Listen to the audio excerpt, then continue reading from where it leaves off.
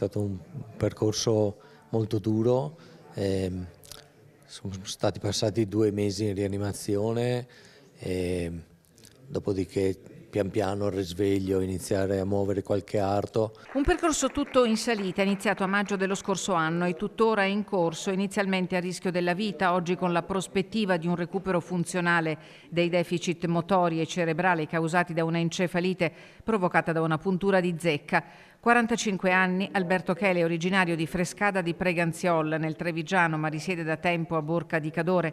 Dopo 2 mesi di rianimazione, 7 sono stati quelli trascorsi all'ospedale di Motta di Livenza e ora è ricoverato alla Mon per la fisioterapia, che lavora sul recupero della forza degli arti. L'indipendenza l'ho finalmente ottenuta e bisognerà continuare a lavorare ancora a lungo, il percorso è sicuramente lungo. La storia di Alberto Chele fa emergere la gravità spesso sottovalutata della puntura di zecca. 12 i casi di TBE diagnosticati in ULSS Dolomiti nel 2025, nessuno al momento nei primi 3 mesi del 2026, anche perché la stagione delle passeggiate nei boschi e nelle aree prative non è ancora iniziata. Il rischio però è altissimo, al pari dell'incidenza, che è rilevante in provincia di Belluno rispetto alle altre province del Veneto. Fondamentale la vaccinazione. Questa vaccinazione è estremamente importante perché è l'unico modo per prevenire l'encefalite virale da zecche.